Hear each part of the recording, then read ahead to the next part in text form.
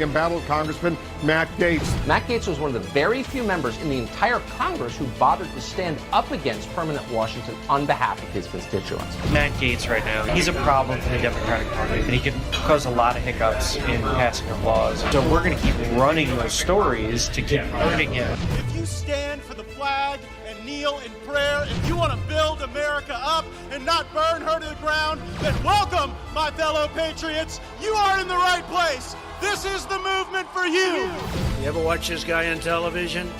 It's like a machine. Matt Gaetz. I'm a canceled man in some corners of the internet.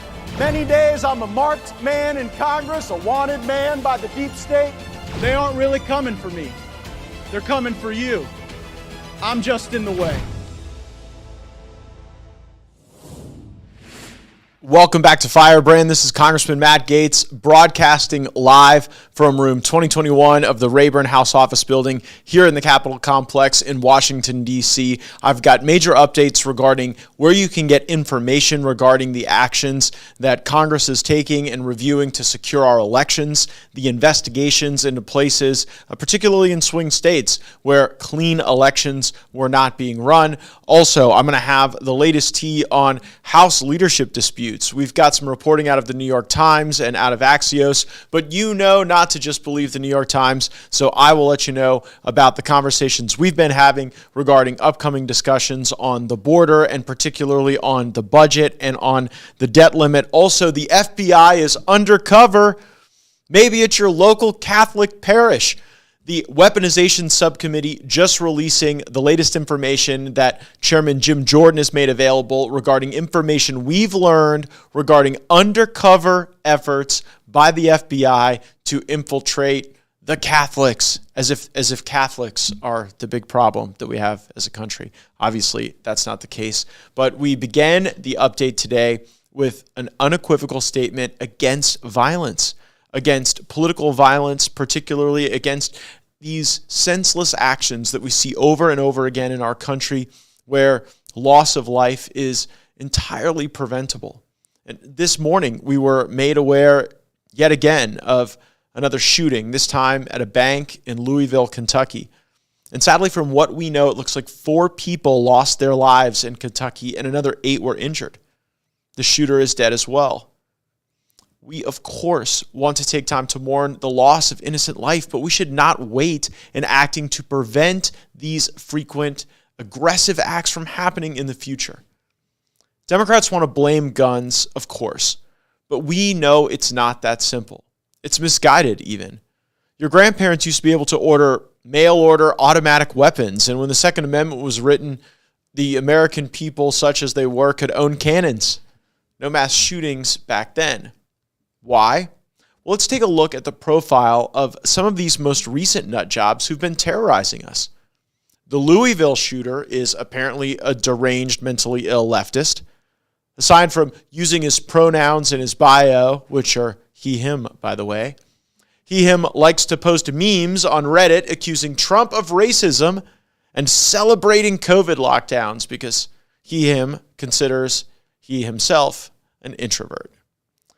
Not unlike the Nashville shooter, who was especially deranged and clinically insane, this shooter in Kentucky allegedly made comments to a friend about being suicidal and wanting to kill other innocents. My first question would be, are these people on SSRIs? Are they taking anti-anxiety medication or antidepressants? We are the most drugged up generation in all of human history. And these drugs are being handed out like candy, not behind some Walmart or on some street corner, but by Big Pharma. And Big Pharma knows that there are side effects to a lot of these drugs that they push that can cause psychosis and even make feelings of suicide and violence and depression all the more acute. They have these mind-altering medications, and many mass shooters don't know about this particular case in Kentucky, but many mass shooters have been on these drugs and have actually been on them for quite some time. It used to be the case where if you saw some second or third grader acting up, you could have some thoughtful parenting, you could have some behavior modification that wasn't necessarily so chemical in nature. And now it seems to be converting to some sort of chemical solution is what we're willing to turn to all too soon in life for young people. And it leads to this lifetime of dependence and side effects and cascading consequences, sometimes lethal. So is there a connection between some of this violence we've seen and gender dysphoria? The Nashville shooter wasn't the first gender-confused individual to go homicidal. Maybe shooting people full of hormones doesn't make them less likely to shoot us. Just what a mentally unstable person needs. Massive mood swings caused by hormone therapy. It's quite literally a recipe for mass violence, and frequently, Big Pharma has been caught pushing these antidepressants and puberty blockers and hormone shots because there's money to be made in that business. It's profitable. An actual witch couldn't cook up a more potent cocktail of mind-altering potions if she them tried. Big Pharma is out of control, and this country has a major mental health care problem. It seems the more we take drugs for our mental health care, the more mentally unhealthy we become. How about that? Maybe they have to sell the virus before they sell the antidote. Maybe the whole regime of Big Pharma is built on this fiction that they have to convince us that we are so broken and fragile and frail that we have to take these drugs forever to be functioning in society. Innocent people are forced to share a country with dangerous people. Our streets have been taken over by the criminally insane. Homeless encampments are everywhere. Blue cities are enabling them with their policies. And the Democrats are telling the trans community, one of the most, unfortunately, severely unstable groups in the world, that Republicans are coming after them and they need to defend themselves by killing people who don't agree with them. They tell people like this that the Louisville shooter, they tell folks like the Louisville shooter that Republicans are evil and racist and fascist and that we must be stopped at all costs. And then they wonder why random acts of violence are coming from the political left. I recently experienced this again. Someone who was brazenly boasting about their gayness called my office threatening that if I come for the gays, he'll shoot me in the head. Listen to the voicemail here for the first time. Hi, my name is Alan Poller, ALLANPOLLER, phone number 802-376-8931, and I just want to let you know, Representative Matt Gaetz, if you keep on coming for the gays, we're going to strike back, and I guarantee you do not want to fuck with us, because we will kill you if that's what it takes. I will take a bullet to your head if you fuck my rights anymore. And then if you want to keep going down that path, you know who's next. There's a lot about that call that's disturbing and bizarre and weird. And I guess I don't know at the outset what they exactly think I did to come for the gays. What was that? My effort to try to get drag queen story hours not paid for by the U.S. taxpayer on military bases? I don't really know. I think we should be friendly to all. I think we should be accommodating in our hearts, but that doesn't mean that we have to reorient the fundamentals of American life or the science of gender to be accommodating to people like that individual. And I'm grateful for the folks at the FBI field office who ensured that this individual was arrested. And since it's an ongoing legal matter, I won't have further comment other than to say I'm so grateful for the people who work in my office, and they do not deserve to be terrorized by the likes of those types of individuals. So the Democrats are purposefully riling up their nutty shock troops in hopes that they will terrorize normal Americans into submission. Rand Paul was assaulted by his riled up neighbor. A congressional baseball practice was shot up by a riled up Bernie bro. You just heard the voicemail left from me, and more will come. It's the Democratic Party in Big Pharma that are unleashing the crazies on you, and nobody seems to have a solution for it. So here's one. We need to reopen the asylums. There are severely mentally ill people who do not have a right to wander our streets seeking and selecting who they are going to terrorize. Whether there is criminal culpability or not, there is a permanent element of society that is dangerous.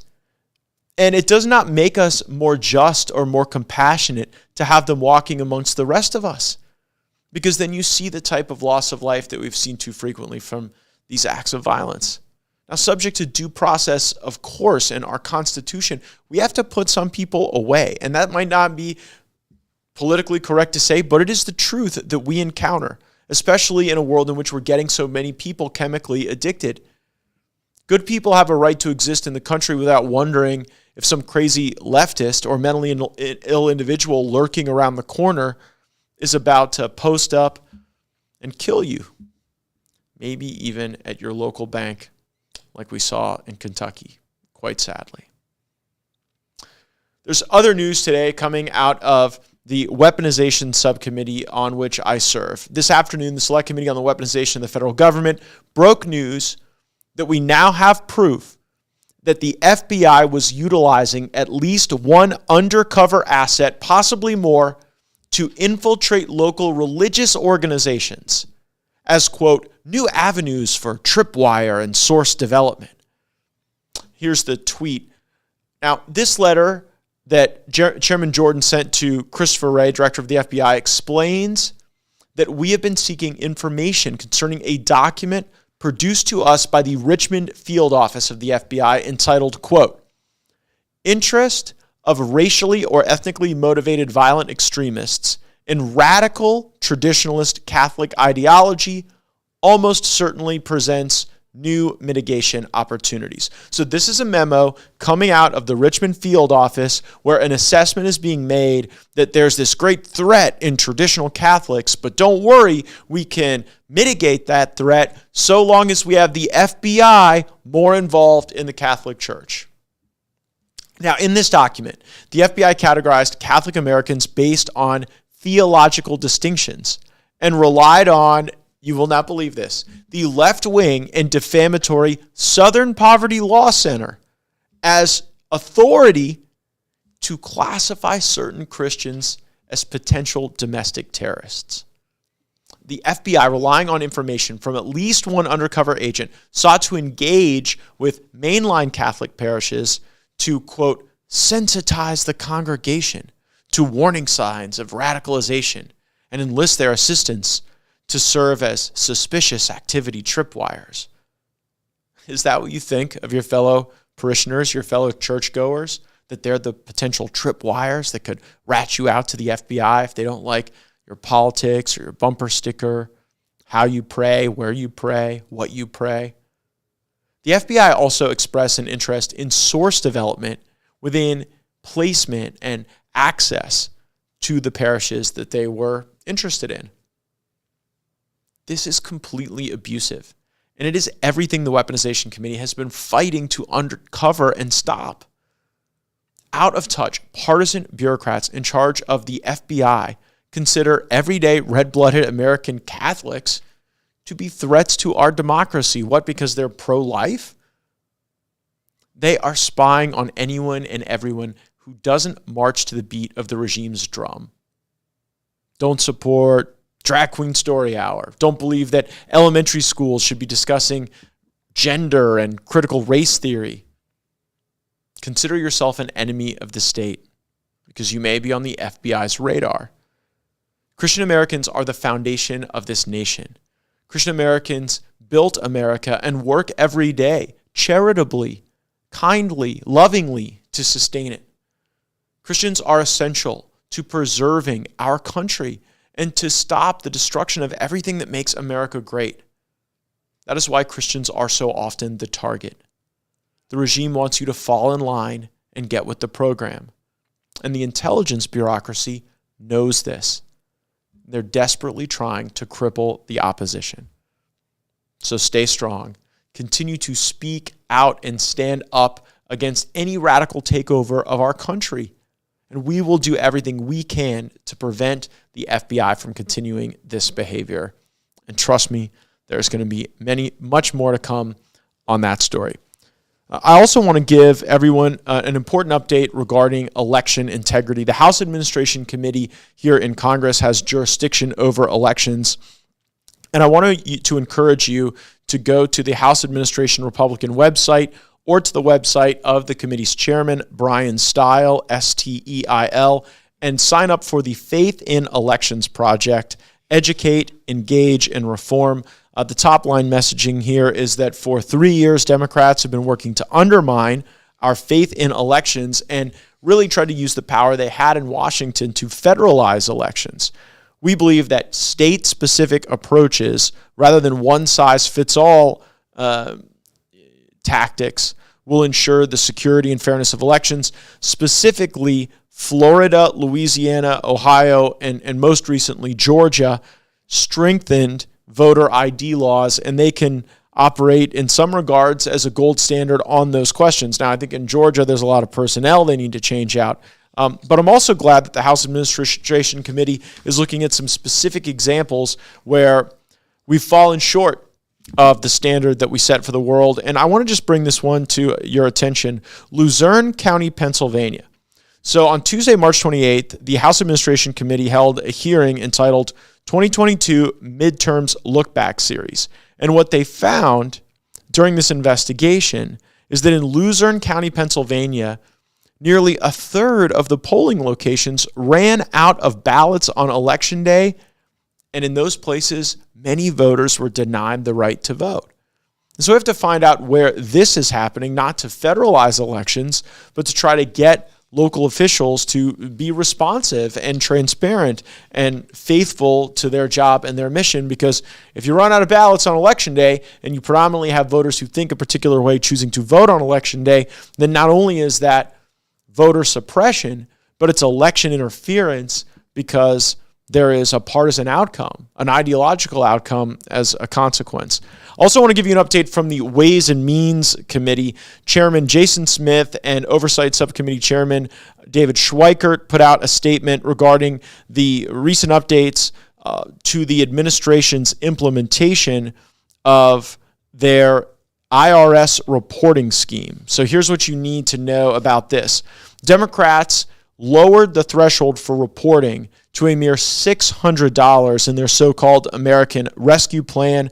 Given how problematic these new requirements will be, the Biden administration has pushed back the rollout of this until next year, but that shows how foolish it was in the first place. Now, many Americans, as a result of this rescue plan, are going to need rescue because the lower reporting threshold will likely result in higher accounting charges for middle-class people just to comply with the law, just to not be audited or terrorized by the 87,000 new IRS agents. There's an important piece of legislation that I'm going to be co-sponsoring that I want you to know about it, H.R. 190, the Saving Gig Economy Taxpayers Act. This was introduced by Representative Carol Miller of West Virginia, and it would restore the higher threshold to more than 200 commercial transactions worth more than $20,000 in payments.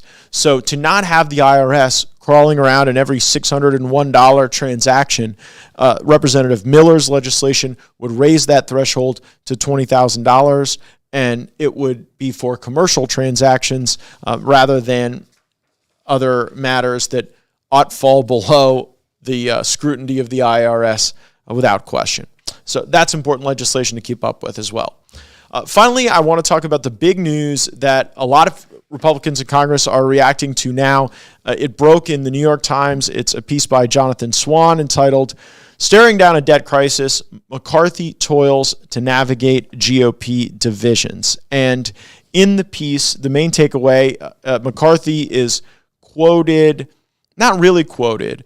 On background, people told the New York Times that Speaker McCarthy had called Budget Chairman Jody Arrington incompetent, and the Majority Leader Steve Scalise as ineffective and unwilling to take hard positions. Here's what you need to know. The New York Times gets a lot of this wrong. And while I don't know the specifics here, and I haven't been involved in these particular discussions, one thing I can tell you is that Budget Chairman Jody Arrington is not incompetent. He is highly competent. Matter of fact, when Republicans recently gathered to strategize about the upcoming debt limit, Jody Arrington stood before the conference and proposed specific, deep, vertical cuts to agencies in Washington where the taxpayers would be better served and the American people would be better served if we got rid of the federal infrastructure around red tape and bureaucracy and block granted healthcare money, education money, workforce dollars to the states to allow the laboratories of democracy to flourish. And Jody Arrington, the budget chairman, was not mincing words about the fact that there would have to be some entitlements like Medicaid that would be subject to strict work requirements. People who are able to work should work if they want others to be a part of paying for their housing or education or their cell phone or their transportation or any other thing that other people are providing resources for in one's life. That makes society more productive when individual members of the society are more productive. So Arrington lays that out at our strategy meeting. Then this New York Times piece comes out. That's chased by a Julie Grace Berkey piece in Axios going through the various consequences of people reacting to this news from the New York Times. So here's the bottom line. Republicans need an answer on the debt limit. It is approaching, and if we don't lay out a budget and a plan, then we are at Janet Yellen's whim to dictate the timing most advantageous to the administration to force a multi-trillion-dollar increase to the debt limit without any downward pressure on spending. And I'll be straight with you. I have never voted to raise the debt limit. Not during President Biden, not during President Trump, because there was never corresponding spending cuts. And you have to have corresponding spending cuts. Otherwise, we continue to push our nation into an era where being the global reserve currency is not assured. So in the development of a plan, you've seen a variety of different ideas come forward. Patrick McHenry, chairman of the Financial Services Committee, says we should just raise the debt limit clean. Shouldn't make demands for corresponding spending cuts. That I disagree with. Jody Arrington, the budget chairman, he put out a plan at the Republican Strategy Conference. I thought it was pretty good, but now you see this reporting. The House Freedom Caucus has put out a spending cut plan, and it really goes after the woke and weaponized government and wasteful, the 3 Ws. Congressman Andy Biggs has put out a plan, 507 pieces of legislation, specifically reducing spending, going after a lot of the goofy green climate policies, the ESG policies, a lot of the funding of critical race theory and the like, and even the Republican Study Committee, another conservative group, has put out a blueprint and a game plan about how to deal with the debt limit. If we do not move something off of the floor of the House of Representatives with at least 218 votes, it strengthens Biden's hand. And so here's my recommendation. Let's vote on all of them. Let's not be afraid that some spending reduction that we put on the floor might not pass. Let's source all the good ideas that we have from different members of the caucus regarding reductions in spending, and some will pass, some will fail, and then that will constitute the position of the House of Representatives negotiating against the Senate and Joe Biden, because you can rest assured they're not going to be looking for reductions in spending. They believe that the way to deal with the deficit is to hire more IRS agents, to have higher taxes, to have higher compliance costs for people who make under $400,000 a year, families where the cumulative income is less than $400,000. You better expect for your compliance costs to go up. I hope you're able to handle that next multi-$1,000 accounting bill. See, that's where the Biden administration has deviated from their mandate. The American people said during the midterms that we had to deal with inflation, and so often that inflation is driven by bad Fed policy and by government-induced spending. So I don't know what to make of the New York Times veracity. Usually I believe the New York Times is lying until I see proof that they are not, and I don't see that in this reporting. But what I do see is hard work being done by Budget Chairman Jody Arrington, by the House Freedom Caucus, by my colleague Andy Biggs, and I am thoroughly supportive of all of those efforts. And so let's start taking those tough votes on the floor. Let's start seeing where all the Republicans stand and where all the representatives of the people do, and that will put us in the strongest position. Thanks so much for joining us today on Firebrand. Please leave a comment regarding your views on the budget, the debt limit, the strategic days that are ahead. Give us a 5-star rating, and make sure to join us next time for Firebrand. Roll the credits.